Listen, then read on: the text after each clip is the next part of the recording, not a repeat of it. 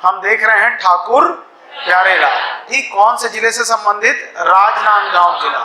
राजनांदगांव जिला में जो बचा हुआ राजनांदगांव जिला है, मतलब खैरागढ़, चूही खदान, गंडई के अलग हो जाने के बाद और मोहला मानपुर चौकी के अलग हो जाने के बाद जो बीच का हिस्सा है उससे संबंधित गतिविधियां।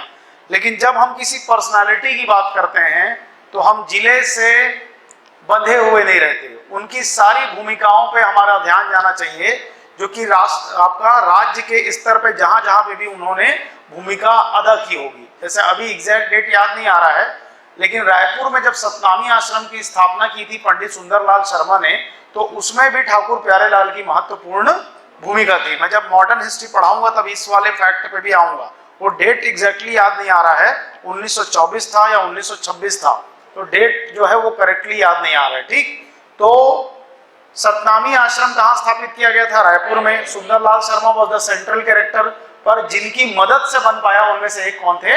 ठाकुर प्यारेलाल। इसको हम लोग मॉडर्न हिस्ट्री जब मैं पढ़ाऊंगा तो मैं कवर करूंगा छत्तीसगढ़ का। लास्ट हम आते हैं भूदान आंदोलन। कौन सा आंदोलन? भूदान आंदोलन। भारत में अंग्रेजों के रूल का एक दुष्प्रभाव पड़ा। अंग्रेजों के दौर में भारत का किसान दिन ब दिन गरीब होता चला गया और धीरे धीरे जो लगान की दरें थी और जिस तरीके की खेती हो रही थी उसमें किसान अपनी जमीन लगातार खोता चला जा रहा था। अपनी ही जमीन पे वो लेबर बनता चला जा रहा था। किसी और को, माल गुजार को, किसी और ठेकेदार को जमीन जो है नीलाम कर दी जाती।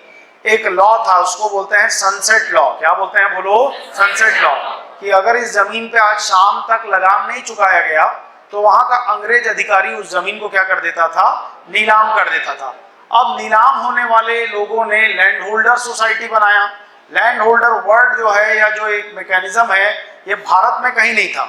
ये जब अंग्रेज आए, अंग्रेजों ने भारत के भू राजस्व, लैंड रेवेन्यू में पेनिट्रेट करना शुरू किया, उन लोगों ने जो नियम बनाए, अल्टीमेटली एक लैंडलॉर्ड सोसाइटी बनी जिनके पास पैसा था और जो ऐसी नीलाम की जाने वाली जमीनों को अंग्रेजों से खरीदते थे। किससे खरीदते थे? अंग्रेजों से।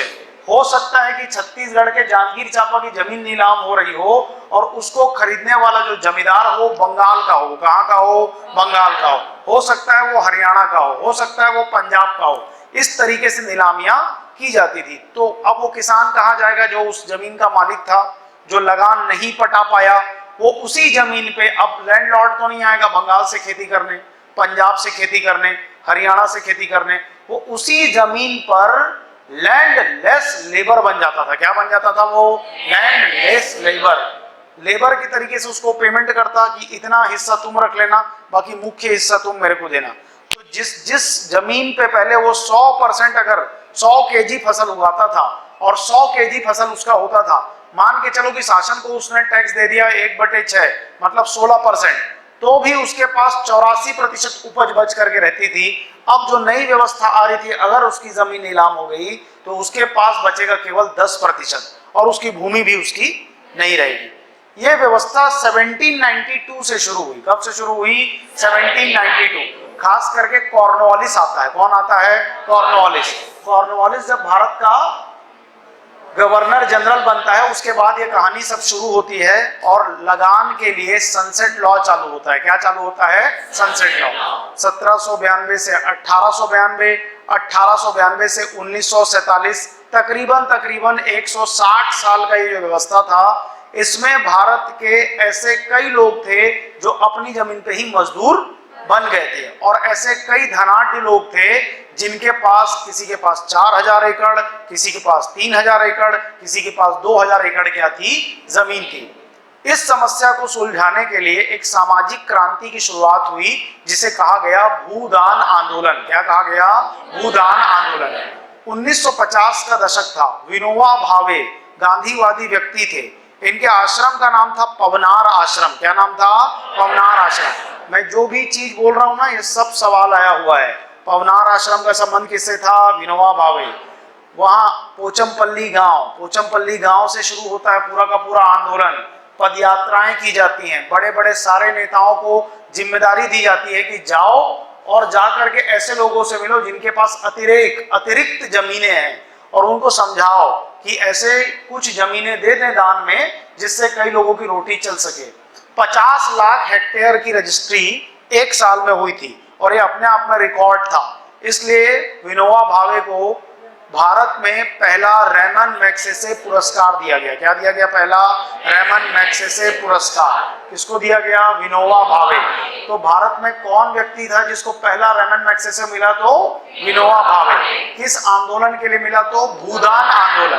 भूदान का ऑब्जेक्टिव क्या था? लैंडलेस लेबर्स की समस्या को सॉल्व करना और दान के माध्यम से उनको जमीनें उपलब्ध कराना। कितना सफल था? सफल था। कैसे पता? 50 लाख हेक्टेयर की एक साल में क्या हुई थी? नई रजिस्ट्री, जो किसी ने दान दिया और किसी को दान में मिला। इसका माध्यम कौन थे? अकेले विनोबा भावे का भूदान आंदोलन। इसी भूदान आंदोलन के दौरान पदयात्रा के समय जबलपुर के पास इनको हार्ट अटैक आता है। ये इग्नोर कर देते हैं और अगले दिन इनकी मृत्यु हो जाती है।